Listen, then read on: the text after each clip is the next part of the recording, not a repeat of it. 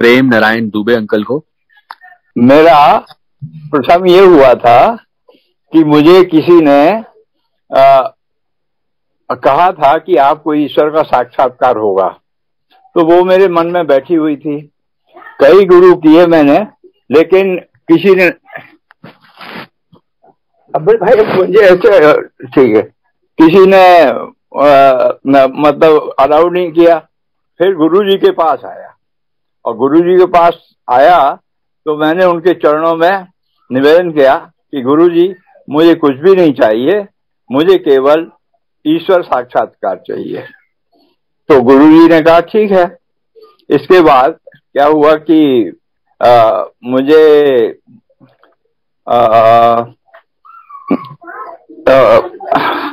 मैंने देखा दिव्य स्वप्न में कि मेरी मिसेज मेरे साथ हैं और हम लोग एक 5-6 किलोमीटर गार्डन में घूम रहे हैं, और वहां पर कोई भी लता ऐसी नहीं है जो कि पुष्पविहीन या फलविहीन हो।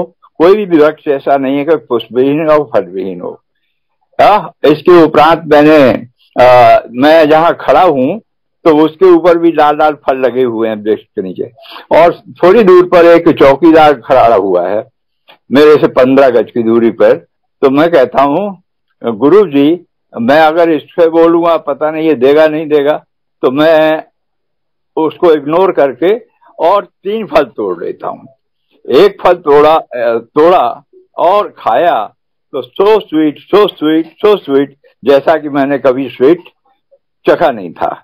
इसके उपरांत मैंने अपनी पत्नी को, आंटी को बोला कि चलो अब चलते हैं घर। तो जब चलने लगे तो क्या देखते हैं कि गुरुजी है, हाथ में मृगशाला लपेटी हुई है उन्होंने, और हाथ में उन्होंने त्रिशूल लिया हुआ है।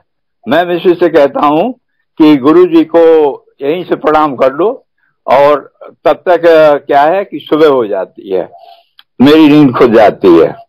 और इस प्रकार मेरा ये सत्संग हुआ। फिर एक सत्संग है मेरा कोयल का।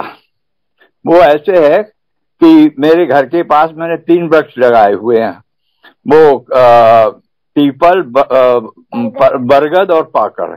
तो किसी ने वहां बोला था कि लक्ष्मी का वास होगा वहां, तो मैंने वो तीनों पेड़ अपने हाथ से, मिसेस के हाथ से एक साथ लगा दिए तीनों। अब वो बहुत बढ़ के काफी लंबे हो गए हैं, और उसपे छत्ता भी लगता है एक डाली में। तो अभी थोड़े दिन पहले वो छत्ता वहां से उन्होंने, मधुमक्खियों ने हटा लिया। तो मैं वहां पर, ये कोयल जो है मेरे घर के फर्स्ट फ्लोर की एस्बेस्टो पे बैठी हुई है, और सेकंड फ्लोर पर एक श्रीवास्तव जी हैं, उनके ऊपर बिल्ली बैठी हुई है। वहां से बिल्ली कूदती है और कोयल को खा जाती है। तो मैं कहता हूँ इसमें तो थोड़ा ही बेचारी मांस मिला होगा, एक कोयल खा गई। तो मैं अपने पूजा घर में पूजा कर रहा था, तो मैंने पूजा घर में जस्ट 10 मिनट रह गए थे, बड़े जोर से कोयल की आवाज आई। मैंने 10 मिनट से, तो मैंने जब 10 मिनट खत्म हुए तो मैंने मिसेस को बोला कि कोयल की आवाज आई है? कहा हाँ कोयल की आवाज आई है। और उसके उपरांत कोयल मेरे घर के ऊपर रहने लगी, उस वृक्ष में तीनों जो लगाए थे, बरगद, पाकड़, वो सब। तो इस तरह से मेरा ये दूसरा सत्संग है। फिर मेरी पत्नी को 500 शुगर रहा करती थी, और वो सब घर का कार्य करके, खाना आना बना करके, और फिर डॉक्टर के पास जाती थी। तो डॉक्टर ने बोला 500 शुगर है आपको। बोले कैसे कर पाती हो? उन्होंने कहा मैं सब कर लेती हूँ। तो इसके उपरांत क्या हुआ कि उन्होंने जब डॉक्टर को चेक कराई अपनी शुगर, तो शुगर नॉर्मल निकली।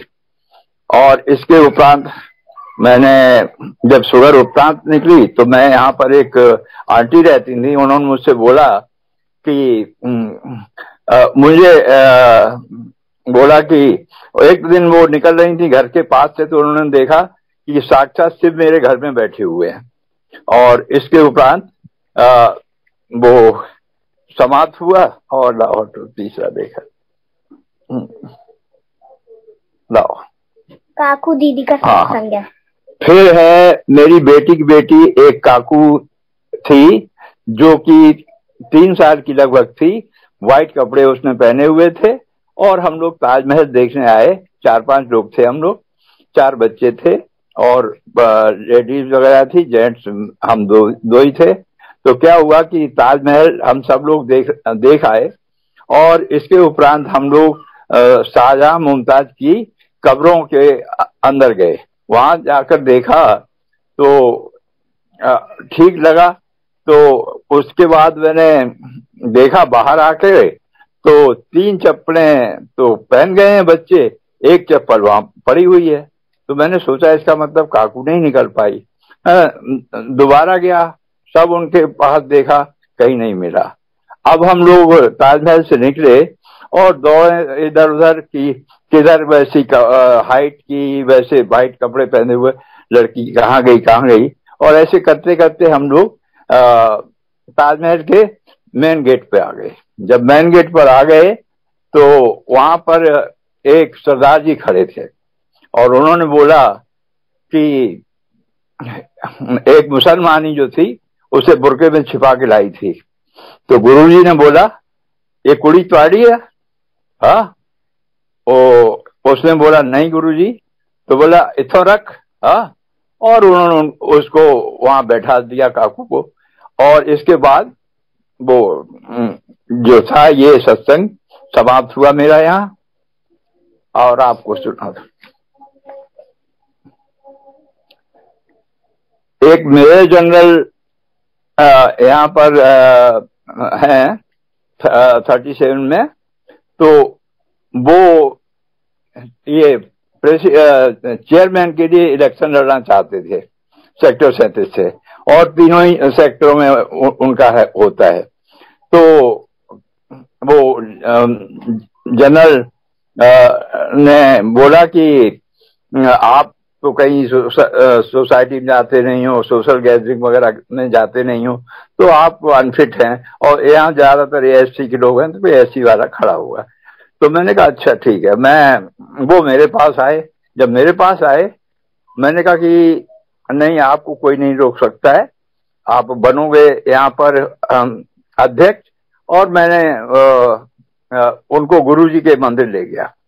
गुरुजी के मंदिर ले गया और गुरुजी का वहां सत्संग कर रहा था। तो गुरुजी ने एक डॉक्टर अंकल थे जो कि चाय के बर्तन वगैरह मांजा करते थे, तो उनको बोला कि ये यहाँ पर खत्म हुआ, लाओ मुझे सत्संग सुनाने दो।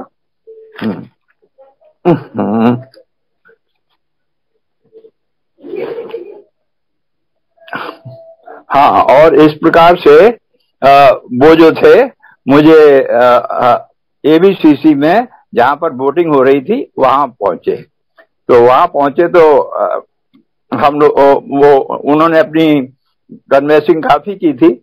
तो वहां मैंने जाकर के देखा तो मुझसे थोड़ी दूर के पास एक सरदार जी खड़े हुए दिखाई दिए। मैंने कहा शायद इनके से गुरुजी की ये फ्रेग्रेंस आ रही है। जब सरदार जी के पास पहुंचा तो नहीं थी फ्रेग्रेंस। तो मैंने कहा ये फ्रेग्रेंस कहाँ से आई? अर्थात गुरुजी ने उनको, जनरल साहब को फ्री कर दिया था कि he will win the election. और इसके बाद वो इलेक्शन जीत गए। और वो मुझे कहीं जाना था खाने में, किसी ने बुलाया था। तो मैंने देखा कि वो जनरल साहब बोले, मैंने उनको बोला कि मैं जनरल साहब अभी जाना चाहता हूँ, मुझे किसी खाने बुलाया है। मैं उधर चला गया। इसके बाद मैंने उनसे पूछा 3:30 बजे कि जनरल साहब क्या रिजल्ट रहा? कहा कुछ नहीं, अभी कुछ बताया नहीं है। उसके बाद 4 बजे गया, कहा mister Dubey I one the election with 500 votes. और इसके बाद वो जो जनरल गोरखनाथ थे वो चुपचाप वहां से भाग गए और उनके साथ वाले। इसके बाद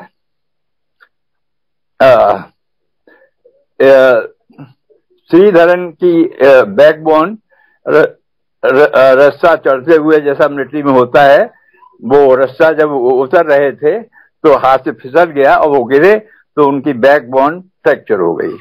उसके बाद उन्होंने आर्मी से उनको आउट कर दिया। तो उनका सूबेदार मेजर था, उसने बोला कि उनको जनरल साहब को, इनको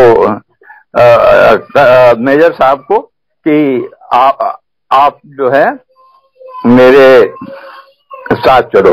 और इसके बाद ये जो श्रीधरन थे वो वहां से आए गुरुजी के पास। तो गुरुजी ने कहा हाँ क्या तकलीफ है? फिर बोला ये बता पिछले जन्म में जो तुमने कर्म किए थे उसकी सजा कौन भुगतेगा? तो वो मेजर साहब बोले चटर्जी कि गुरुजी कुछ माफ कर दो इसको। हाँ, तो गुरुजी बोले ठीक है। इसके बाद उन्होंने कमर के ऊपर अपना चिम्मच लगाया और बोले जाओ। तो ये आ गया। और इसके बाद आने के बाद ये श्रीधरन का वो जो था सो गया रात को, और सुबह उठा तो उसकी कमर का जो फ्रैक्चर था वो ठीक हो गया। ठीक हो गया तो गुरुजी ने कहा 3 दिन बाद आना। तो वो उस फर्स्ट डे जब उसका कमर का दर्द ठीक हो गया था तो एक्सरसाइज कर रहा था। तो वो वहां से मेजर चटर्जी निकले तो उन्होंने कहा ये एक्सरसाइज किस लिए कर रहा है अभी? और जब गुरुजी ने बोला 3rd डे आना तो उसके बाद करना, और उसके बाद उसने एक्सरसाइज करना छोड़ दिया। फिर 3rd डे जब गया तो वो गुरुजी बोला हाँ भाई कैसा है? कहा गुरुजी 3 दिन से नींद तो आई नहीं। हाँ, कहा अच्छा। उसके बाद गुरुजी ने उसके सिर पे हाथ फेरा और ये मेजर साहब को बताया कि ये अभी से सोने लगेगा, तो इसको आप कंधे पे हाथ रख के ले जाओ। ले आ गए। उन्होंने अपनी इसमें जीप में पीछे लिटा दिया। और फिर जब वहां पहुंचे बैरिक में, बैरिक कमांडर को बोले इसको ऐसी जगह सोने दो जहां इसको कोई डिस्टर्ब ना करे। और उन्होंने एक खाली बैरिक थी उसमें उसको सुला दिया। और इसके बाद वो क्या हुआ कि खाली बैरिक में वो आराम से सोया। और जब उसकी 3 दिन 3 रात तक सोता ही रहा। और इसके बाद जब उसकी नींद खुली तो उसके फेस के ऊपर बहुत बढ़िया इम्प्रेशन था और वो पूर्ण रूप से ठीक हो गया था। तो जिन डॉक्टरों ने उसको फौज से निकाला था उन डॉक्टरों को फिर अपील की गई कि मुझे आप मेडिकली चेक कर लो। और जब उन्होंने मेडिकली चेक किया तो दे फाउंड फिट, और इसके बाद उसको आर्मी में ले लिया गया। और इस प्रकार से ये सत्संग मेरा समाप्त होता है।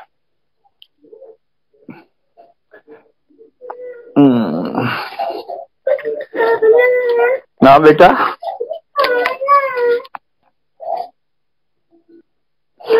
एक बार मैं गुरुजी के मंदिर गया था एम्पायर स्टेट में।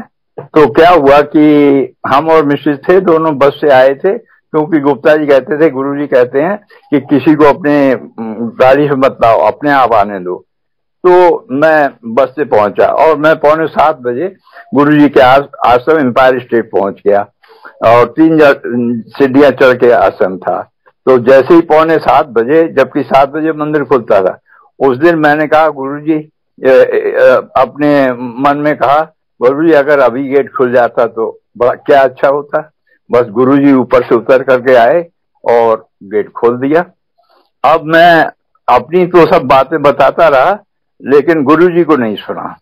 और इस प्रकार जब गुरुजी को नहीं सुना तो बस उन्होंने कहा ठीक है, इसके बाद और सत्संग सुनाता हूँ आपको।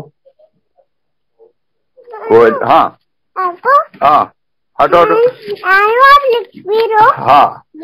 हाँ जी, यहाँ पर मेरा सत्संग समाप्त हो गया है। सृजल सृजल आओ, अपना सत्संग सुनाना है। सृजल अपना अच्छा, मेरी बेटी की बेटी है सेजल, जो कि बहुत जीनियस है, 100 में से 100 मार्क्स लाती है। तो बोलती मुझे स्पेस साइंटिस्ट बनना है और आई विल नॉट मैरी। तो इसके बाद हाँ, वो हर जगह उसके 100% मार्क्स आते हैं और इस प्रकार से गुरुजी की उसको आशीर्वाद मिल चुका है। जय गुरुजी, आज मैं आपको अपना बर्थडे का सत्संग सुनाऊंगी। तो मैंने एक बार सपने में देखा कि मेरा बर्थडे था और मैं अपने रिलेटिव्स और कुछ लोगों को खाना दे रही थी। तो मेरी मम्मा ने कहा कि श्रेजल जाओ, गुरुजी को खाना दे के आ जाओ। तो मैं जब देने गई, उसके साथ केक भी था। तो जब मैं देने गई, गुरु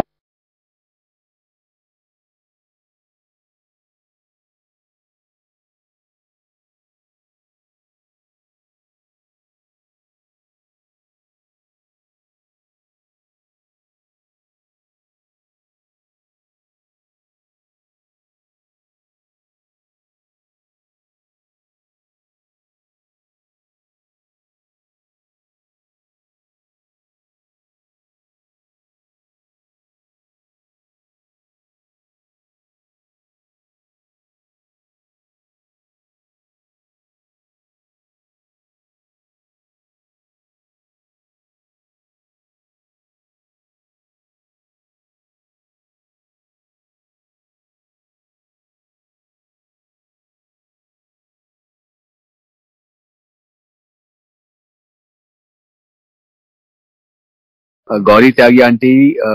जय गुरु जी, सारी संगत को जय गुरु जी। गुरु जी का बहुत बहुत शुक्राना आज की सेवा देने के लिए। अब मैं इसका सत्संग सुनाती हूँ आप सबको। मैं कनेक्ट हुई थी गुरु जी से 2001 में, और सभी लोग कुछ ना कुछ लेने जाते हैं गुरु जी के पास। तो मुझे भी गुरु जी से कुछ चाहिए था।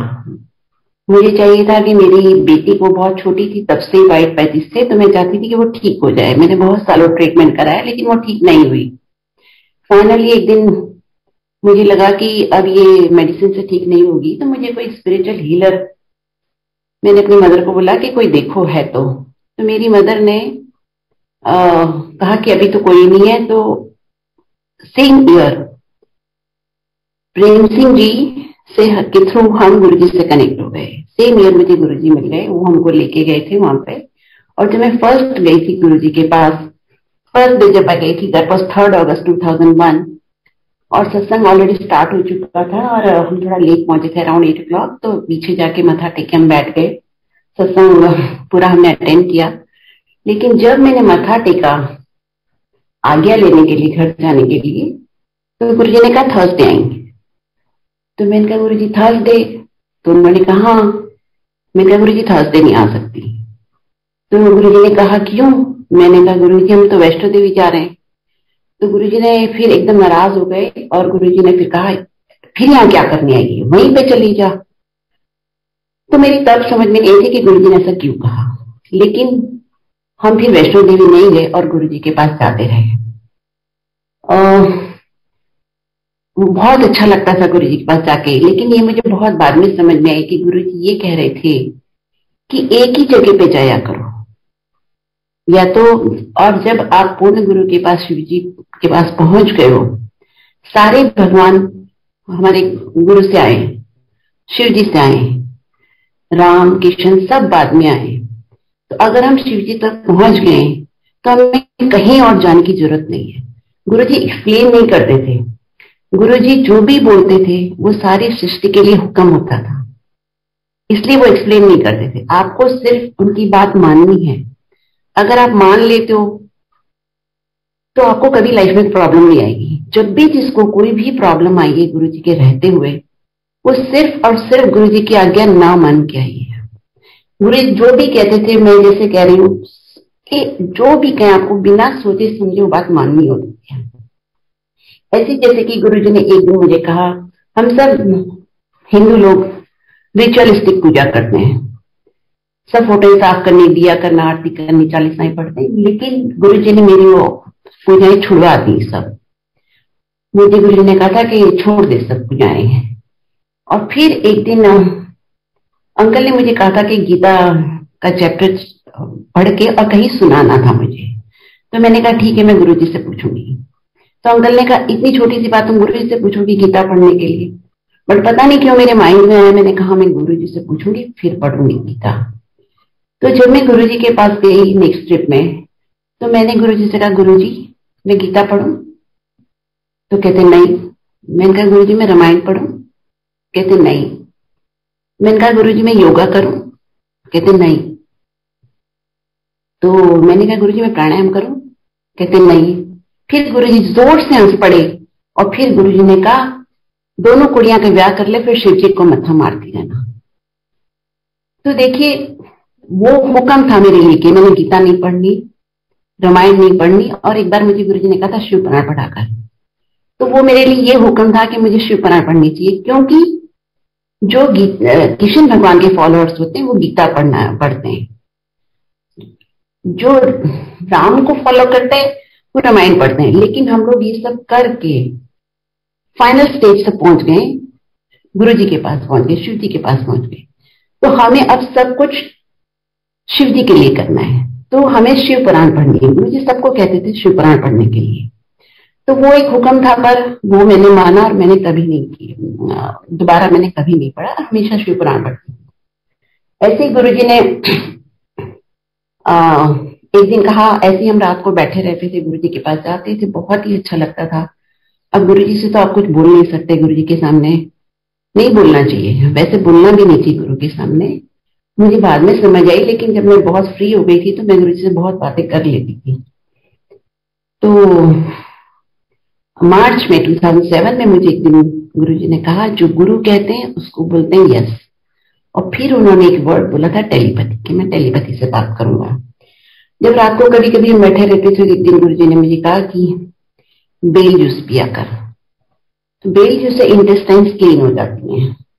और फिर कहा था एक दिन के दूध जलेबी जो हफ्ते में एक बारी खाता है उसको कभी कोई बड़ी बीमारी नहीं लगती। तो सारी संगत से रिक्वेस्ट है कि हफ्ते में एक बार दूध जलेबी खाना चाहिए। जिनको शुगर है वो भी खा सकते हैं, बट छोटे ग्लास में एक छोटी जलेबी डाल के, मेडिसिन की तरह। और फिर गुरु जी ने कहा banana is gold in the morning, silver in the afternoon, poison in the evening. तो हमको बनाना आफ्टरनून के बाद नहीं खाना चाहिए, शाम के बाद बनाना नहीं खाना चाहिए। और मेरे साथ एक लेडी बैठी हुई थी, उसने एकदम से गुरु जी से पूछा गुरु जी शुगर फ्री खानी चाहिए? तो गुरु जी ने कहा नहीं, किसी भी फॉर्म में शुगर फ्री नहीं लेनी चाहिए हमको। और हम लोग ने यहाँ पे हमेशा कहीं जाते थे पूजा में तो बचा हुआ प्रसाद सब लोग डिस्ट्रीब्यूट कर देते थे, तो लंगर आके हम घर में लाके गर्म करके खाते थे शाम को। तो पता नहीं क्यों मेरे मुंह से निकल गया, मैंने कहा गुरु जी हम लंगर गर्म करना चाहिए? तो गुरु जी का नहीं। तो जो प्रसाद मिक्स हो गया गुरु जी को भोग लगाने के बाद, वो लंगर दोबारा नहीं गर्म करना चाहिए। अगर आप दोबारा गर्म करके खा रहे हो तो खाना खा रहे हो। तो गुरु जी ने जो जो कहा, जिस को भी कहा, वो 100% फॉलो करना चाहिए। मैं आपको इसका एक एग्जाम्पल बताऊं। मुझे किसी ने गुरु जी के टाइम पे भी कहा था कि गुरु जी बोले कि सामने आपको दीवार दिख रही है, और गुरु जी अगर आपको ये कहते हैं कि दीवार के थ्रू आप इशारे से बोलेंगे यहाँ से सामने चले जाओ, और आप लेफ्ट या राइट में डोर देख रहे हो, तो आपको ये नहीं सोचना चाहिए कि दरवाजा तो इस तरफ है, गुरु जी क्यों दीवार की तरफ बोल रहे हैं। उन्होंने कहा जब आपका सर दीवार पे लगेगा दीवार अपने आप गिर जाएगी। तो मेरा कहने का मतलब ये कि गुरु जी को 100% फॉलो करना चाहिए। नई संगत है, सब संगत के थ्रू मैसेजेस सबको मिलते रहते हैं, और तो हमें कोशिश करनी चाहिए कि जो गुरु जी चाहते हैं वो हम करें, तो ही हमारा कल्याण होगा। और फिर अगर प्रॉब्लम कभी आती है, देखो ह्यूमन लाइफ में कोई ऐसा नहीं है जिसको प्रॉब्लम ना आती हो। हम पैदा ही कर्म काटने के लिए हुए हैं। तो इसलिए जब भी कोई प्रॉब्लम आए आप ज्यादा से ज्यादा गुरु जी का पाठ करो। एक मैं आपको बताऊं कि क्या हुआ कि मैं 6 साल गुरु जी के पास गई हूँ।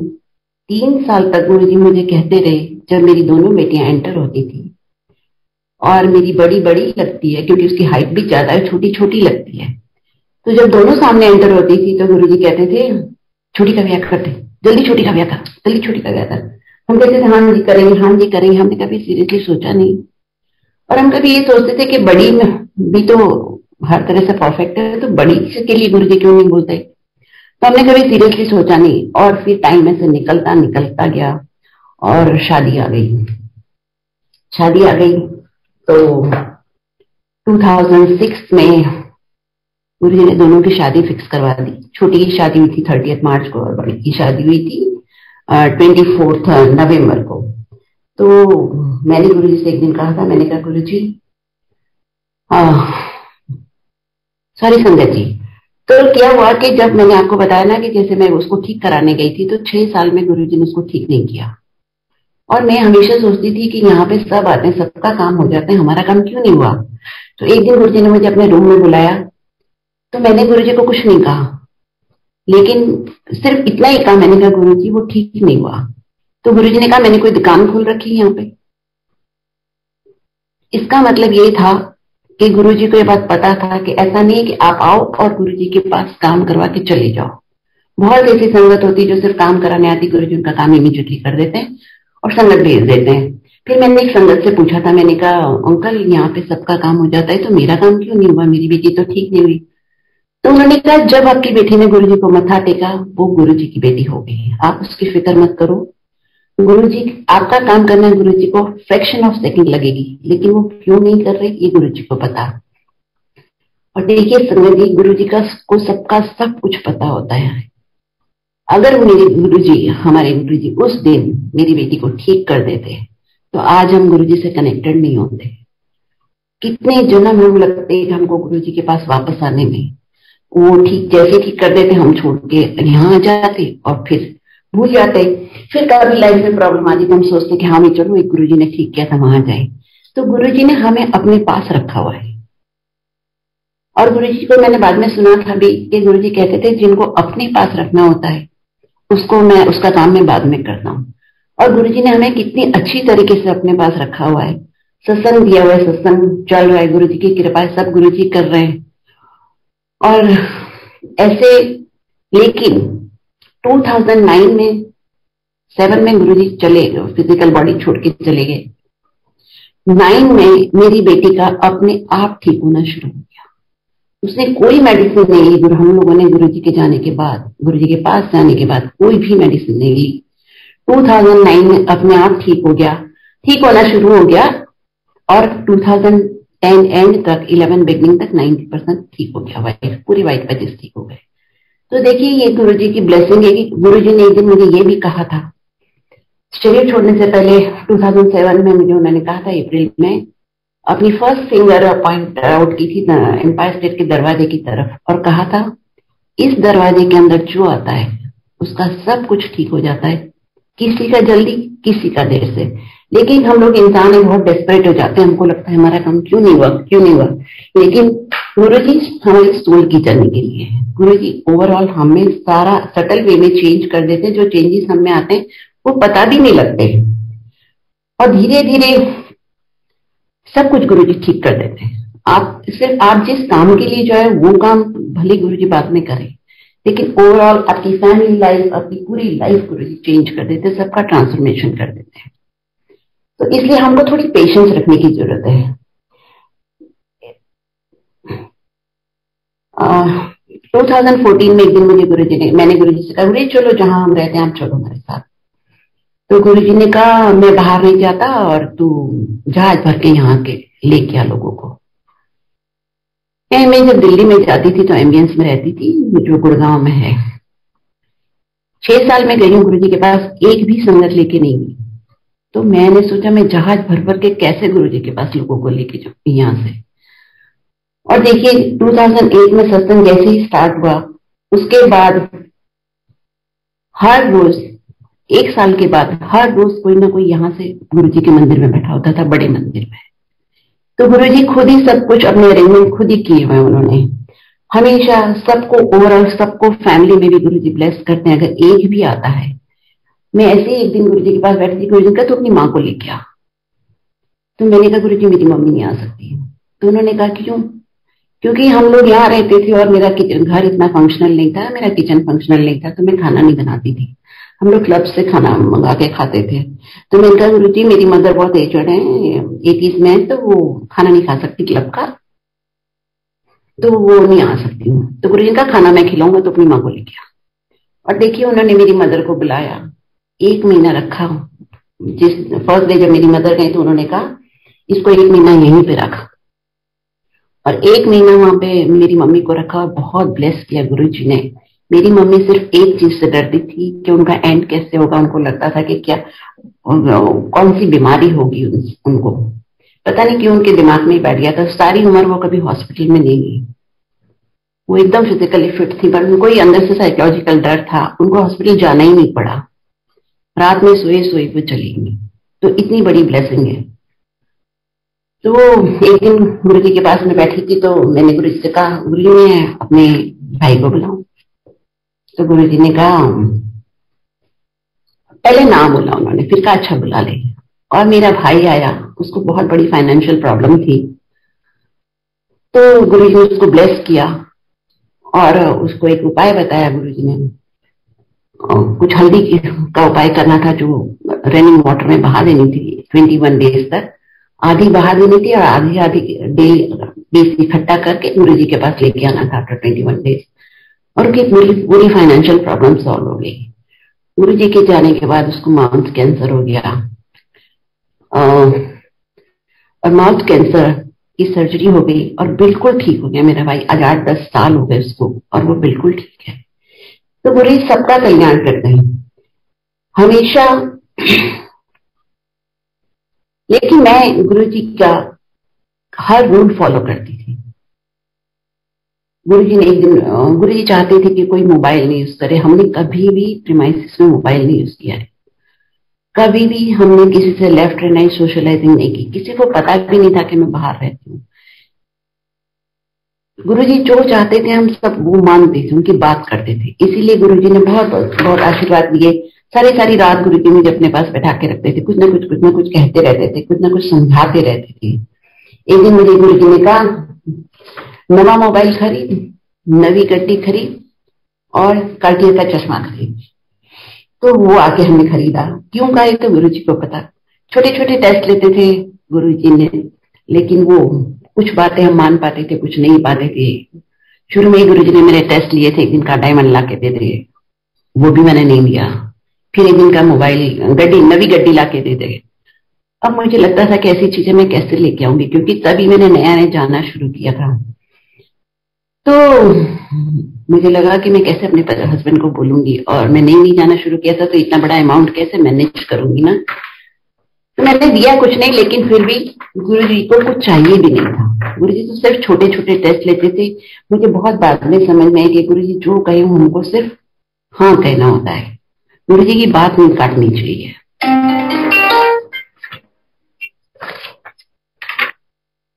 धीरे धीरे हम भी आज तक सीख ही रहे हैं। एक बारी क्या हुआ, गुरुजी ने मुझे कहा तेरी बेटी की शादी है, तो तू मुझे अहमदाबाद जाना था अपनी मम्मी के पास, तू जाके क्या करेगी अहमदाबाद। तो मैंने कहा नहीं गुरुजी जाना पड़ेगा। तो उन्होंने कहा ठीक है, कुछ बोले नहीं गुरुजी। और फिर मैं अहमदाबाद चली गई 2 दिन के लिए, अराउंड 15-16 मार्च को। संजय जी नेक्स्ट डे सुबह सुबह जिस दिन मैं पहुंची, मैं रात को पहुंची थी, और सुबह सुबह 3 साधु मेरे घर में आए, और उसमें एक साधु फुल्ली कवर्ड थे सर से पैर तक। एक भी उनका मतलब हेयर भी नहीं दिखाई दे रहा था, सिर्फ आंखें दिख रही थी। और आंखें भी मैंने नहीं देखी क्योंकि वो दूसरी साइड पे दिख रही थी, मैं उनके शोल्डर की तरफ खड़ी थी। और 2 हेल्दी और बहुत हैंडसम साधु थे, और वो बाहर चेयर्स रखी हुई थी, 2 पड़ी हुई थी, तो वहां पे बैठ गए। और उन्होंने कहा 1 किलो घी चाहिए। मेरा भाई ऊपर से नीचे उतर आया देखने के लिए कि कौन आया है। तो जब उन्होंने देखा कि कोई साधु बैठे, तो और साधुओं को भी लगा कि ये आ गया, तो उन्होंने 1 किलो घी मांगने के बहाने उसको कहीं बाहर भेज दिया। तो वो चला गया। और उन्होंने मुझे, जो बैठे हुए थे, खड़े हुए थे गुरुजी थे, क्योंकि पूरा स्ट्रक्चर था, और मुझे बाद में रियलाइज हुए, तो मुझे बहुत सालों बाद रियलाइज हुआ कि वो गुरुजी थे। तो जो बैठे हुए थे उनमें से एक ने कहा, गुस्सा मत करना। सिर्फ उन्होंने एक ही सेंटेंस बोला, गुस्सा मत करना, और वो चले गए। मैंने उनको जाते हुए भी नहीं देखा। पता नहीं उन्होंने मुझे इतना ब्लैंक कर दिया था कि मैंने उनको जाते हुए भी नहीं देखा।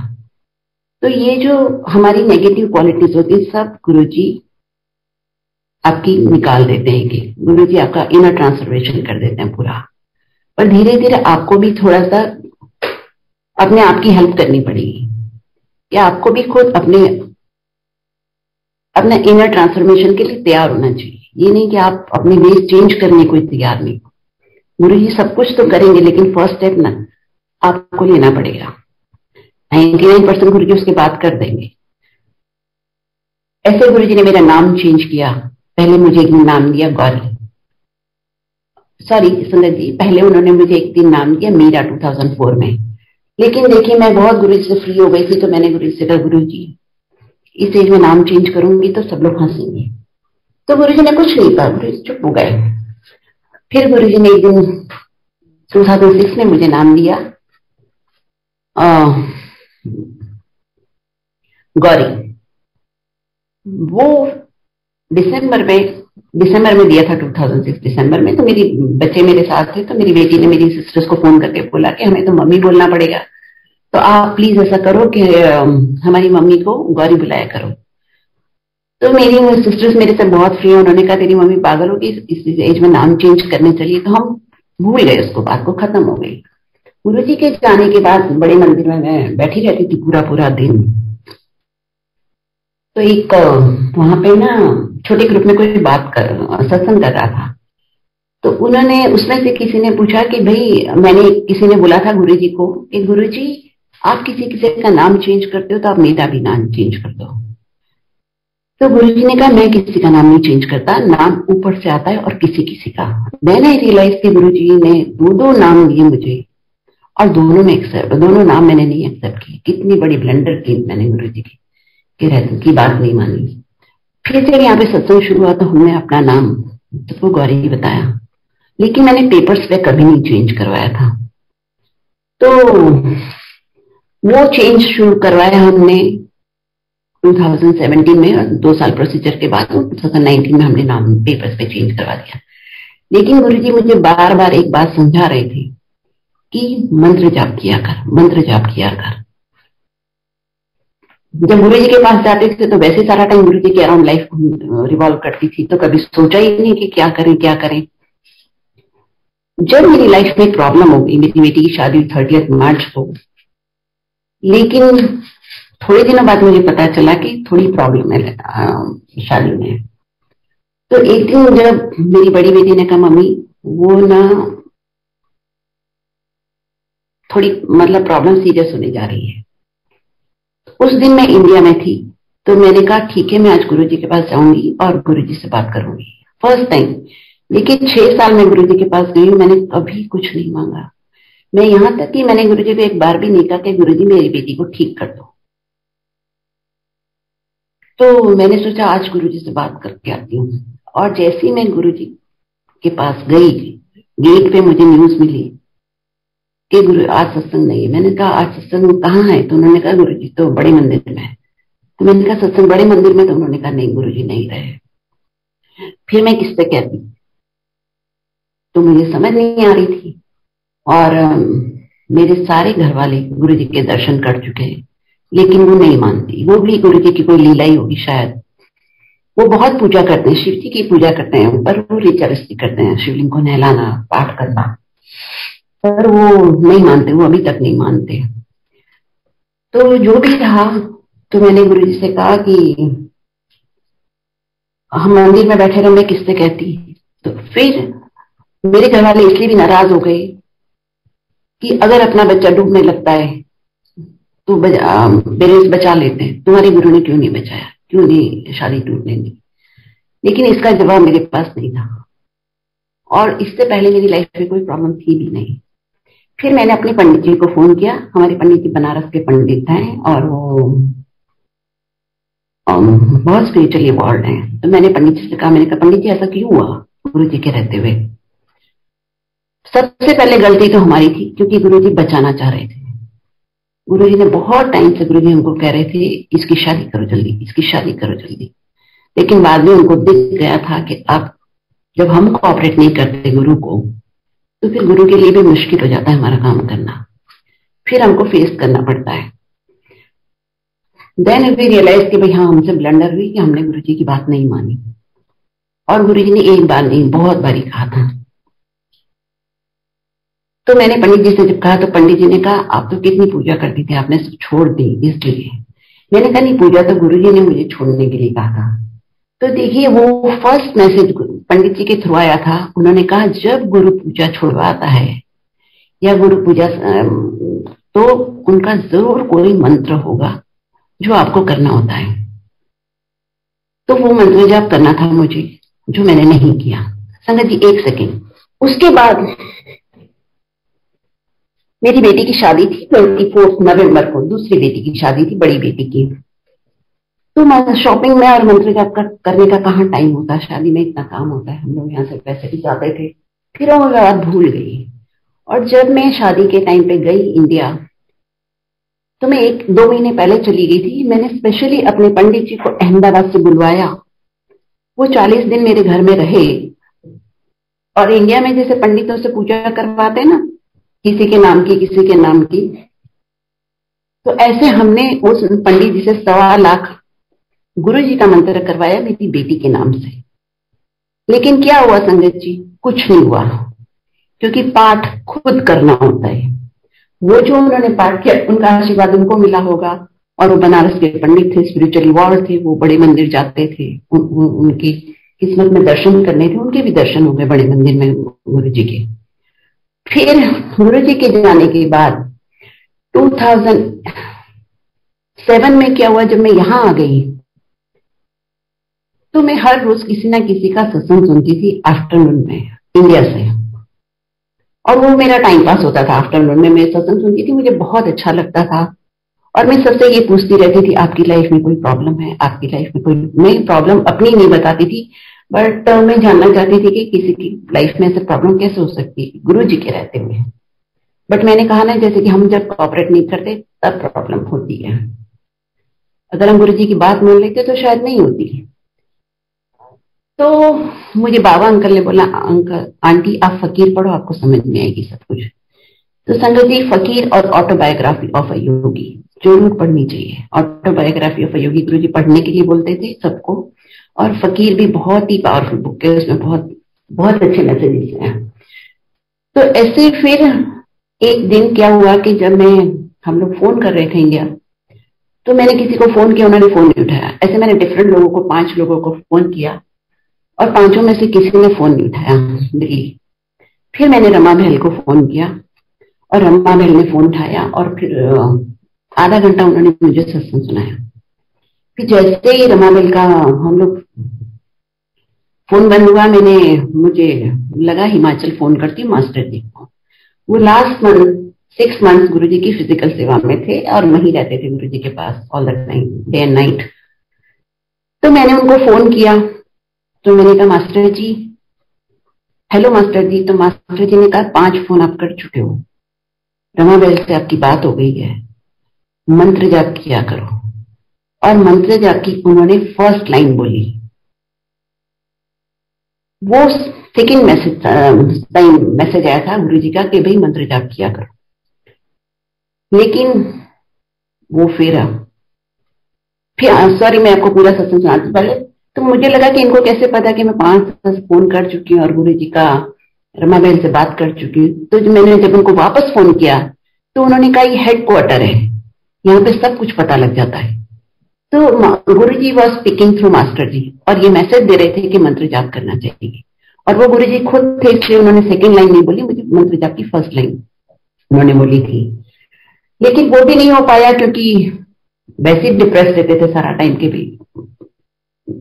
ये हो गया, इतना बड़ा प्रॉब्लम लाइफ में हो गया और बहुत जल्दी शादी के इमीडिएटली बात शुरू हो गई थी प्रॉब्लम, और दिसंबर तक तो हो गया था सब। तो बहुत ही डिप्रेस रहते थे, तो हमने वो भी नहीं किया। हमको मंत्र जाप करना चाहिए था, फेथ रखना चाहिए था गुरु जी पे। इतना डिप्रेस होने से कुछ नहीं होता, आपको गुरु जी पे फेथ होना चाहिए, पुरानी संगत से सीखना चाहिए कि जो उन्होंने गलती की वो हम ना करें। तो हमें मैसेज आया था हमें मंत्र जाप करना चाहिए, हमने नहीं किया। फिर गुरु जी ने कहा था सत्संग 2014 में 14 अप्रैल 7 में गुरु जी ने 14 अप्रैल को मुझे अपने पास बुला के कहा मेरा सत्संग कराया कर, लंगर खिलाया कर, लोग हील हो जाएंगे। अब मैं जहां रहती हूँ मुझे लगा था कि वहां तो सत्संग हो ही नहीं पाएगा, जो गुरु जी बोल रहे हैं वो कभी नहीं हो पाएगा। और देखिए मैं नेगेटिव मेरी सोच थी और मैं डिप्रेस होकर पूरा सत्संग में गुरु जी के पास बैठी थी। गुरु जी ने भी कुछ नहीं बोला और 2008 में गुरु जी ने यहाँ पे सत्संग शुरू करवा दिया। वो एक ही दिन में शुरू हो गया। मिसेस प्रेम सिंह जी, जो प्रेम सिंह जी अंकल हमको लेके गए थे, मिसेस प्रेम सिंह जी से मेरी बात होती रहती थी, तो मैं हमेशा कहती रहती थी दिल्ली में सत्संग शुरू हो गए, तू भी शुरू कर। तो मैं कहती थी देखिए जहां भी आप दिमाग लगाते हो ना गुरु की बात में, वहीं पे आपको प्रॉब्लम होती है। तो मैंने कहा नहीं मैं कैसे सत्संग शुरू कर सकती हूँ, मैं तो लोग बोलेंगे तुम्हारी लड़की का तो ये हो गया, तो ब्रेकअप हो गया, तो तुम्हारे गुरु हमारा क्या ठीक करेंगे। मुझे ऐसा सोचना भी नहीं चाहिए था, हम पुरानी संगत भी आज तक सीख ही रहे हैं। फिर लेकिन गुरु जी ने एक ही दिन में सत्संग शुरू करवा दिया। उन्होंने कहा फोन मत करना मुझे, जब तू सत्संग शुरू कर लेगी तब फोन करना। और फिर हमने सैटरडे से मेरी बात हुई थी और मंडे से सत्संग शुरू हो गया। फिर ऐसे चलता रहा और मेरी बेटी का जो गुरु जी ने ट्रांसफॉर्मेशन किया है बहुत बहुत ही, उसका टोटली गुरु जी ने उसको ट्रांसफॉर्म कर दिया है। वो कभी किसी के बारे में कंप्लेन नहीं करती, एक बार भी उसने कभी नहीं कहा मुझे भी कि मम्मी आपने गुरु जी की बात सुनी होती तो शायद ऐसा नहीं होता। तो गुरु जी सब कुछ संभाल के रखते हैं, ना उसको कभी टेंशन हुई, उसके बाद हमें कभी टेंशन नहीं हुई। और बार बार गुरु जी कहते रहे। एक बारी ये सेकंड के बाद 2000 सत्संग शुरू हो गया, लोग आने लगे, पहले 10-15 आते थे, फिर बढ़ते गए 150-200 आने लगे। तो हम सत्संग में उलझ के रह गए, मतलब मंत्र जाप हमने फिर भी नहीं किया। कितने भी सत्संग सुनो, आपको खुद तो मंत्र जाप करना ही चाहिए, करना ही है। एक दिन गुरु जी बैठे हुए थे और गुरु जी ने कहा ऐसे कोई शब्द चल रहा था, तो उसमें ये था, एक लाइन थी, अपने बराबर सोना भी गोल्ड भी रोज दान करो, that is also not equal to nothing. तो वो भी एक मैसेज गुरु जी ने मुझे दिया था। गुरु जी का सुन, ध्यान से सुन। अब उस टाइम सीरीज नहीं होती थी, कुछ नहीं होती थी, मैं पंजाबी नहीं हूँ, मैंने शब्द कभी सुने नहीं थे, तो वो भी मैं भूल गई। वो तो बहुत टाइम के बाद कभी यहाँ शब्द बज रहा था, तो मैंने कहा हाँ मुझे याद आया कि हाँ जी गुरु जी ने मुझे कहा था। फिर 2015 में मैंने एक ड्रीम देखा, 2:45 बज रहे हैं, शरीर छोड़ने का समय हो गया है और मेरी एकदम से आंख खुल गई सुबह सुबह। तो मैंने देखा घड़ी में, मेरे मोबाइल उठा के मैंने देखा इट वॉज 2:36। तो मैंने सोचा ओह ये तो 2:45 बजने वाला है, इसका मतलब मैं जा भी सकती हूँ। मैंने बहुत क्लियर सुना था। तो संगत जी मैंने पहले सोचा कि अंकल को उठाऊं, उनको बताऊं मैंने सब ड्रीम देखा है। फिर गुरु जी सब कुछ गाइड करते हैं आपको, तो मैंने सोचा नहीं अंकल को उठाऊंगी तो अंकल बोलेंगे नहीं तुमने ड्रीम देखा है, कोई बात नहीं। मैंने सोचा नहीं उठाती चलो, और मैंने आंख बंद करके मंत्र जाप करना शुरू किया।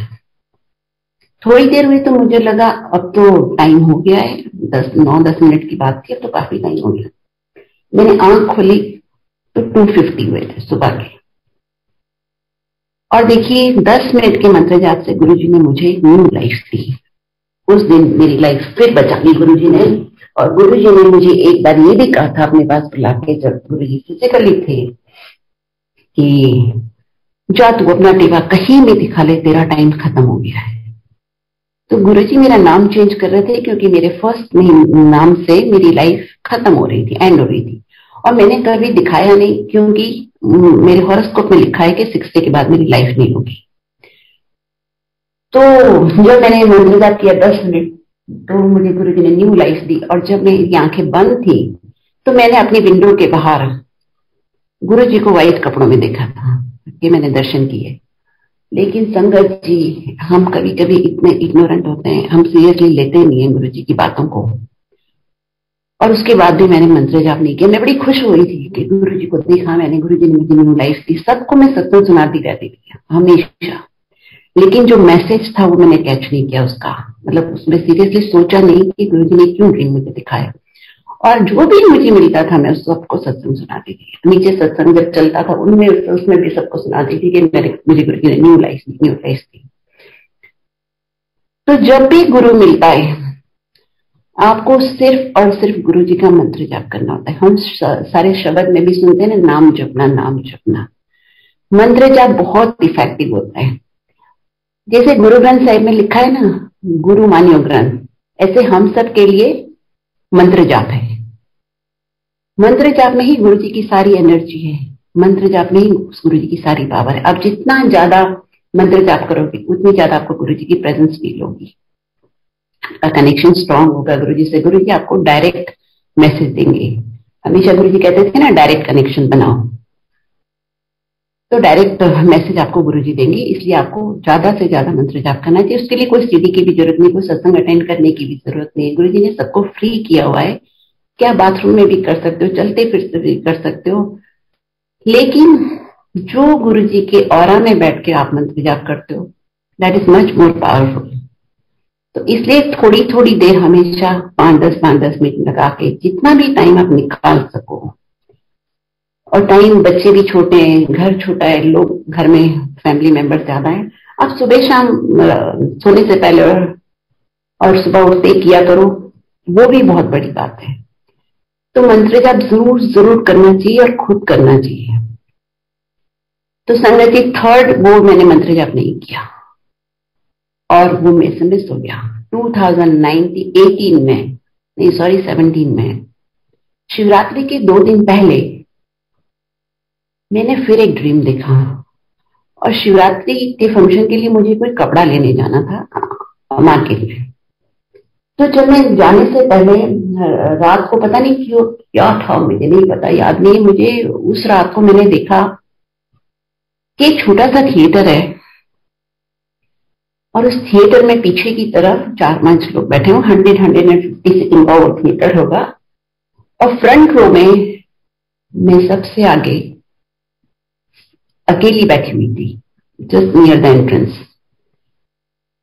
तो मेरे फर्स्ट नाम से एक अंकल 4x4 की एक लेमिनेटेड स्लिप लेके आए और उन्होंने मेरे सामने उस स्लिप में मेरा फर्स्ट नेम पढ़ा और फिर मुझे कहा, ये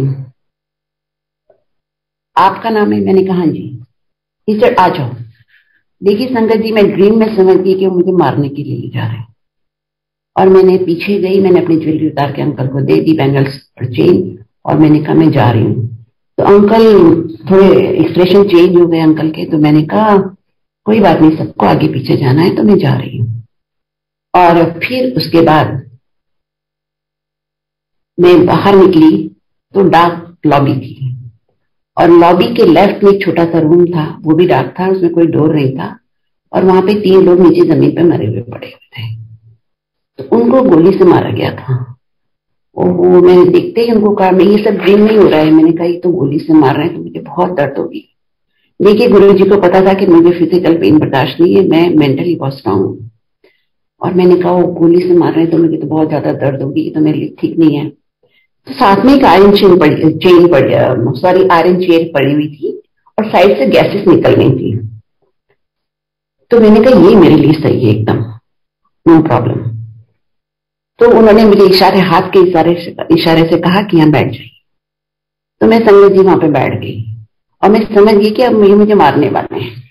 और फिर संगत जी, क्योंकि गुरु जी ने मुझे पहले कहा था 60 में मेरी लाइफ खत्म हो रही पुराने नाम से, जैसे ही मैं उस चेयर पे बैठी मैंने 2 हाथ जोड़ के ऊपर देखा। मैं गुरु जी को विजुअलाइज कर रही हूँ, मैंने गुरु जी को देखा नहीं, मैंने गुरु जी के दर्शन नहीं किए, लेकिन मैं विजुअलाइज कर रही हूँ कि ऊपर गुरु जी हैं। और जैसे मैंने गुरु जी को प्रे किया, उन्होंने कहा हाथ के इशारे से चलो उठो, आज का टाइम खत्म। और मैं जब बाहर आई तो अंकल भी थे वहां पे, बाहर खड़े थे, वेट कर रहे थे। तो मैंने कहा देखो इन्होंने मुझे बोला है कल आना। मैंने कहा कोई पागल है जो मरने के लिए आता है ऐसे दोबारा? तो अंकल ने बोला कल देखते हैं क्या करते हैं। और यहीं पे अंकल संगत जी मेरा ड्रीम खत्म हो गया। और और फिर सुबह सुबह मुझे वो शिवरात्रि का कपड़ा लेने जाना था मेरी एक संगत फ्रेंड के साथ। तो हम दोनों गए और रास्ते में मैं उसको ड्रीम सुनाते हुए जा रही थी कि मैंने रात को क्या ड्रीम देखा।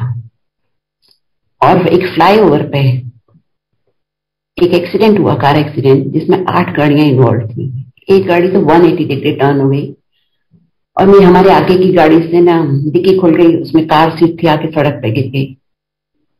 एक्सीडेंट के बाद भी कोई भी ड्राइवर को स्क्रैच भी नहीं आया। और मैं आपको शॉर्ट में सुनाती हूँ। उसके बाद सब ड्राइवर पुलिस स्टेशन चले गए, सबने अपने घर वालों को बुलाया, पुलिस स्टेशन चले गए और मैं किसी के साथ कपड़ा लेके वापस आ गई। तो देखिए वो फंक्शन भी हो गया, लेकिन उसके बाद मेरी दोनों बेटियां अंकल के पीछे पड़ गई कि मम्मी का नाम चेंज करो, मम्मी के का टाइम खत्म हो रहा है, गुरुजी ने कहा था। और उसके बाद हमने नेम चेंज की प्रोसीजर स्टार्ट की और 2019 जनवरी में अंकल को एक भारतीय प्रवासी दिवस का अवार्ड मिला था, प्रेसिडेंट से मिलने वाला था, जिसके लिए हमको वाराणसी जाना था वो अवार्ड रिसीव करने के लिए। तो हम लोग यहां से गए और उस दिन पता नहीं क्या हुआ कि हम एक दिन पहले ही दिल्ली चले गए थे और शाम के टाइम हम लोग फ्री थे और हम मंदिर नहीं गए। पता नहीं क्यों मेरी समझ नहीं आई कि हम क्यों नहीं मंदिर गए, या गुरुजी की लीला थी, हम नहीं गए। मैं 6 साल गुरुजी के पास यहाँ साल में 7-8 बार जाती थी। किसी को नहीं पता था कि मैं इंडिया में नहीं रहती, दिल्ली में नहीं रहती, इतना जाती थी। फिर भी उस दिन मैं क्यों नहीं गई मेरी समझ में नहीं आया। हम एयरपोर्ट भी जाते थे तो मंदिर के दर्शन करके सीधा सामान लेके मंदिर जाते थे और मंदिर से जाते थे। बट उससे पहले भी ना कुछ लेडीज ने यहाँ पे एक प्रोग्राम बनाया था कि बड़े मंदिर जाना है, एम्पायर स्टेट, जालंधर, डुगरी, सब जगह। उसमें मेरा नाम भी था उसमें, लेकिन मैंने वो देखते ही मना कर दिया। मेरे मुंह से निकला कि नहीं, बहुत ठंड होगी, फरवरी में मैं नहीं जाऊंगी। वो 3 फरवरी का था। और जो मेरे मुंह से ना निकली संगत जी, आज 3.5 साल हो गए मुझे गए, मैं नहीं जा पाई। और उस दिन देखिए मैं नहीं गई। और वाराणसी तो हमें नेक्स्ट डे सुबह जाना था, लेकिन वो तो 2 दिन के लिए जाना था। वापस आने के बाद दिल्ली हम लोग 15 दिन रुके और ये नहीं समझ में आया कि क्यों हम लोग नहीं गए वहां पे। ये मेरी आज तक समझ में नहीं आया कि 15 दिन में हम क्यों बड़े मंदिर नहीं गए, बाय स्टेट भी नहीं गए उस ट्रिप में। और मुझे कोल्ड हो गया, कोल्ड ही हुआ था, कभी सोचा नहीं था इतना सीरियस हो जाएगा। और मैं हमेशा अंकल को बोलती रहती थी, देखो 3 तारीख को हमको डुगरी जाना था, सब जाने वाले और हम नहीं जा पाएंगे, हम नहीं जा पाए।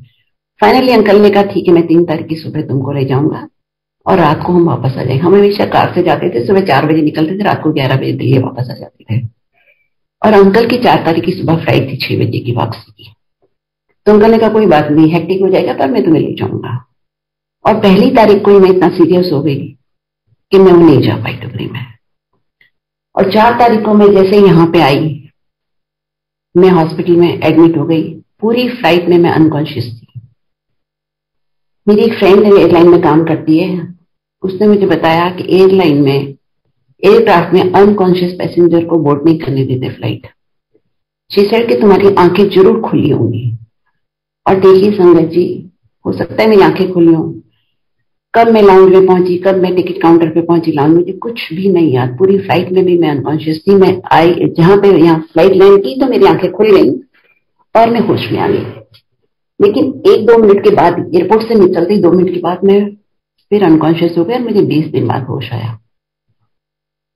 जब मुझे 20 दिन बाद होश आया तो मुझे, जब जिस दिन मैं एडमिट हुई थी 4 फरवरी को, 3-4 घंटे बाद ही डॉक्टर्स ने बोल दिया था कि ये नहीं बचेगी, जिसको भी बुलाना है बुला लो।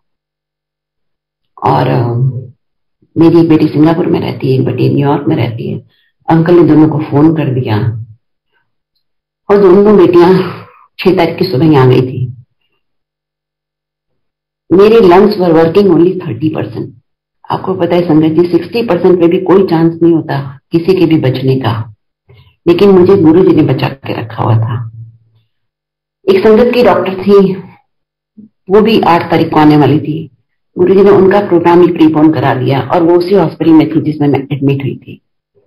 उन्होंने जब देखा अंकल के बहुत सारे मिस्ड कॉल थे तो उन्होंने पूछा कि जैसे ही वो एयरपोर्ट पे लैंड की तो उन्होंने कहा अंकल से बात की तो अंकल ने कहा ऐसे ऐसे मैं एडमिटेड हूँ। तो उन्होंने घर में सामान रखा और सीधा हॉस्पिटल आ गए। जब मुझे एम्बुलेंस में लोड कर रहे थे, एक हॉस्पिटल से मुझे दूसरे में ले जा रहे थे क्योंकि वहां पे एक्मो नहीं था। और संगत जी, एक ही उस हॉस्पिटल में एक्मो पोर्टेबल था और वो अवेलेबल था उस दिन। ये सब गुरुजी की कृपा है। मैं 3 हफ्ते एक्मो पे रही हूँ। और जिस दिन, मैं डिटेल में नहीं जाऊंगी क्योंकि संगत जी टाइम हो गया है, तो जिस दिन मेरा नाम गैजेट में चेंज हुआ उसी दिन मुझे होश आया था। और 3 हफ्ते तक हर रोज ऐसा लगता था कि अब मैं किसी भी टाइम में जा सकती। मेरी रूम के बाहर रेड स्टिकर लगा हुआ था, ये पेशेंट कभी भी जा सकता है, एनी टाइम। तो फिर भी देखिए गुरुजी ने मुझे बचा लिया और मेरे बच्चों को और मेरे हस्बैंड को, अंकल को, तीनों को अलग अलग गुरुजी ने ड्रीम दिखा के बता दिया था कि वो ठीक हो जाएगी, कि तुम लोग चिंता मत करो। फिर भी जब तक होश नहीं आ जाए, अपनी फैमिली मेंबर कोई भी जब तक ठीक ना हो जाए तब तक आपकी जान हमेशा फंसी रहती है। तो जो भी अब इसके बाद में आपको जो मैंने ड्रीम्स दिखाए गुरुजी ने, पूरी मेरी ट्रेनिंग ड्रीम्स दिखा के की गुरुजी ने। अब मैं आपको बहुत शॉर्ट में सुनाती हूँ ड्रीम्स। अंकल टाइम है ना? जी आंटी श्योर, प्लीज आप सुनाइए। नहीं, मैं ज्यादा टाइम नहीं लूँ, मैं शॉर्ट में सुना देती हूँ। हाँ जी आंटी श्योर आंटी प्लीज। हाँ जी, तो मेरी बॉडी में 25 प्लस ट्यूब्स अटैच थी एंड 30 प्लस यूनिट्स तो मेरे को ब्लड चढ़ा था। 3 बारी मेरी ब्लड क्लॉट आ गया था ट्यूब में। और एक्मो में जब ब्लड क्लॉट आ जाता है, they had only 30 seconds to change the system. नहीं तो ब्लड क्लॉट कहीं भी चला जाएगा, ब्रेन में, लीवर में, किसी भी बॉडी के ऑर्गन में चला जाएगा। आईसीयू में एक स्पीकर लगा दिया था संगत की डॉक्टर के थ्रू और 24 आवर्स उसमें मंत्र जाप चलता था। अंकल रोज रात को कलश मेरा भरते थे जो गुरुजी ने दिया था, उसको सुबह वहां पे पानी लेके आते थे, जल लेके आते थे और वो आईवी के थ्रू मेरे को दे देते थे। जो ड्रीम्स दिखाए मैं बताऊं, बिफोर मेरी सिकनेस के पहले एक मैं ड्रीम देखती थी हमेशा कि मेरी डिलीवरी हुई है और नर्स लाके मुझे एक बेबी दे रही मेरे लेफ्ट शोल्डर पे। मैं गायनिक वार्ड में हूँ और जब मैं सुबह, ये ड्रीम मैंने 2-3 बार देखा था, जब मैं सुबह उठती थी मुझे लगता था मैंने क्या ड्रीम देखा है। ऐसा तो कभी पॉसिबल ही नहीं है क्योंकि जब देखिए संगत जी में गुरुजी के पास गई थी, मेरी 2 बेटियां 45 की थी, तो चाहते तो गुरुजी बेटा मुझे उस टाइम देते, लेकिन मैंने कभी मांगा नहीं। मैंने कभी लाइफ में कभी भी भगवान से नहीं मांगा कि मेरा एक बेटा होना चाहिए। तो गुरुजी मुझे अब क्यों देंगे, तो टॉर्चर है बच्चे के लिए भी और मेरे लिए भी। तो मैं सोचती थी मैं ऐसा ड्रीम क्यों देखती हूँ, तो मेरी समझ में नहीं आता था। बाद में मुझे समझ में आया कि गुरुजी मुझे दिखा रहे थे कि मेरा ही नया जन्म होने वाला है। और उसके बाद जो मेरी बीमारी के बाद मैंने देखा कि मेरा आईसीयू यूनिट पूरा किसी के घर में है और वो ग्लास यूनिट है, जबकि आईसीयू में कभी ग्लास नहीं होता, चारों तरफ वॉल होती है, सामने डोर होता है और आगे पीछे सब जगह वॉल होती है। तो वो लेडी चिल्ला रही जोर जोर से, किसी संगत लेडी के घर में है, भाभी को हॉस्पिटल लेके जाना है, भाभी को हॉस्पिटल लेके जाना है। तो वो देखती है कि उसके पास एम्बुलेंस का नंबर नहीं था, उसके घर में कोई नहीं था। फिर वो भाग के सड़क पे जाती है, मैं ट्रैफिक देख रही हूँ कि बहुत ट्रैफिक है, कोई गाड़ी रुकती नहीं है। फिर सोचती है कि चलो मैं ऑटो से ले जाती हूँ, तो कोई ऑटो भी नहीं रुकता। फिर वो फ्रस्ट्रेट होके अपने स्टेप्स पे आके बैठ जाती है अपने घर के। जो वहां के आके बैठ जाती है, आई थिंक इमीडिएटली वो चिल्लाना शुरू कर देती है, देवी माँ आ गई, देवी माँ आ गई। और फिर मैंने देवी माँ को स्टेप्स चढ़ते हुए देखा और लाइटनिंग थी उनके पैरों के पास, लाइट चारों तरफ पैर लाइट थी और देवी माँ चढ़ रही थी स्टेप्स ऊपर। उनके पैर डार्क कलर के थे और 4-5 स्टेप्स उन्होंने लिए, फिर राइट टर्न लिया और फिर वो मेरे सामने आ गई। देवी माँ का मैंने अपर हाफ नहीं देखा, तो पहले मैं समझती थी कि वो दुर्गा माँ है, लेकिन मुझे बहुत बाद में समझ में समझाया गुरुजी ने कि वो काली माँ थी। और फिर मुझे याद आया कि हाँ मैंने पैर उनके दाग देखे थे, मतलब फेयर स्किन नहीं थी उनकी। तो मैंने देवी माँ के दर्शन किए। उन्होंने गोल्डन ड्रेस पहनी हुई थी और एक पुराने टाइप का घर था जिसमें चारों तरफ कमरे थे और ऊपर लाइट के लिए ऊपर से ओपन था, और सेंटर में एक पिलर था जो बेसमेंट से ऊपर तक जा रहा था, और उस पिलर पे मेरी आई लेवल पे 4x4 का गुरुजी का स्वरूप लगा हुआ था। और नीचे बेसमेंट में एक अंकल खड़े हुए थे, यंग थे वो, और एक लालटेन लेके खड़े थे, और उन्होंने बोला शी हैज टू डाई। देखिए संगत जी, मैंने बहुत क्लियरली सुना था कि उन्होंने बोला शी हैज टू डाई। और हर रोज मैं जब हॉस्पिटल में मैं रिकवर कर गई थी, होश में आ गई थी, सोचती थी मैंने तो सुना ड्रीम में कि उन्होंने बोला शी हैज टू डाई, और मैं तो अभी जिंदा हूं। मैं हर रोज वेट करती थी कि मेरी डेट है, मैं कब जाऊंगी। और मुझे पता चलता था कि मेरे यूनिट के बाहर सारी संगत मंत्र जाप करती थी, बच्चे भी करते थे, लेफ्ट एंड राइट सब डिस्चार्ज हो गए। तो मुझे लगता था हाँ मैंने तो बचना नहीं है, तो इसीलिए मैं अभी तक यहाँ पे हूं। और फिर हर रोज एंड तक, जब तक मैं घर नहीं आ गई, जिस दिन तक मुझे यही लगता था कि मेरा आज लास्ट डे है। फिर मैंने एक और ड्रीम देखा था।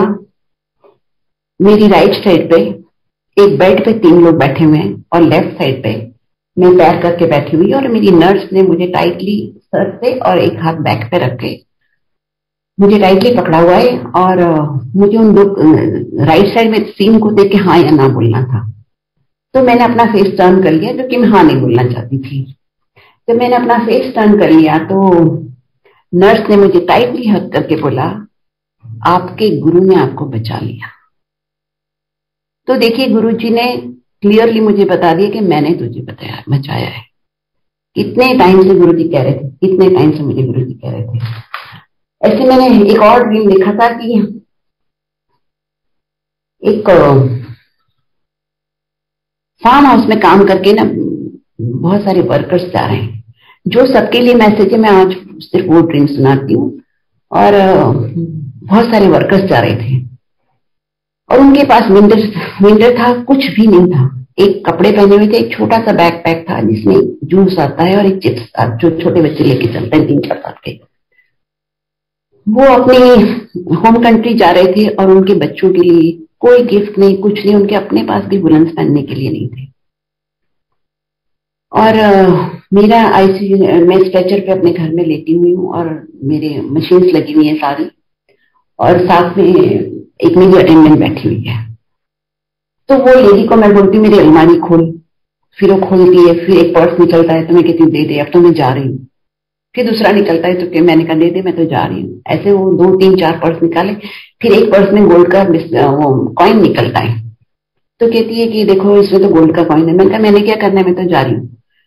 अब देखिए इसका मैसेज मैं आपको बता देती हूँ कि जिनको भगवान ने थोड़ा बहुत दिया हुआ है, इतना हमारे घर में सामान पड़ा होता है कि हम सालों साल नहीं देखते कि क्या पड़ा है, ना ही क्लियर करते हैं, ना ही हम कभी उसको यूज करते हैं। जो बाहर जिनको जरूरत है उनको बहुत काम आ सकता है। तो गुरुजी मुझे मैसेज दे रहे थे कि जितना हो सके दान करना चाहिए, बाहर बहुत लोगों को जरूरत है, बहुत कुछ दान करना चाहिए। तो वो ड्रीम तो हमने देखे। इसके बाद मैंने एक और ड्रीम देखा कि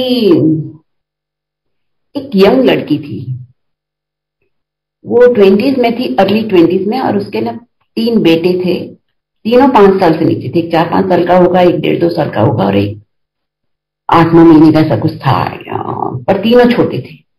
और विडो थी, अपने फादर के साथ रहती थी, तीनों बच्चों के साथ, पढ़ी लिखी नहीं थी और जॉब नहीं कर सकती। और वो एक किशन भगवान का मंत्र जब बोलती है राधा रानी राधा रानी, वो ड्रीम में भूल गई थी, मुझे बहुत टाइम बाद याद आया, 6-8 महीने के बाद।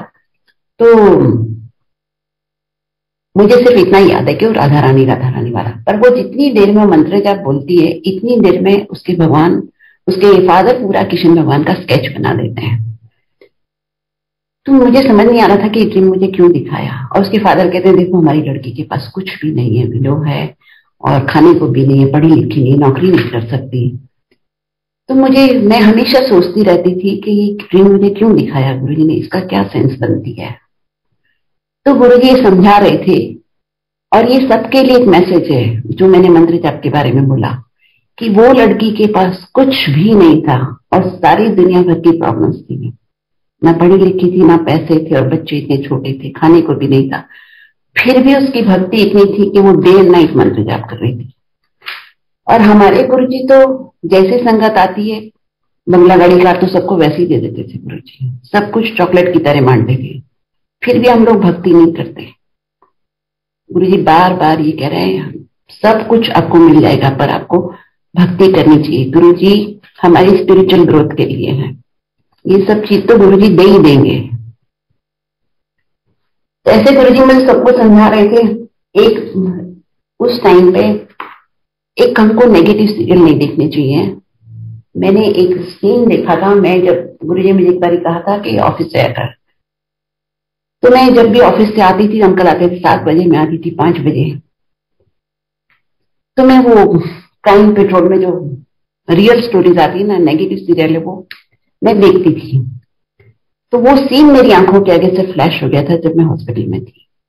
उस दिन से आज तक संगत जी मैंने कभी टीवी नहीं ऑन किया। गुरुजी का मैसेज 100% फॉलो करना चाहिए। अगर आपको पूरा आशीर्वाद चाहिए तो जो गुरुजी कहते थे वो जरूर करना चाहिए। हमको बहुत ज्यादा नेगेटिव सीरियल नहीं देखने चाहिए। और गुरुजी ने मुझे ड्रीम में जब मैं बीमार थी मुझे बताया कि मेरी कितनी भक्ति है और कितनी ईगो है।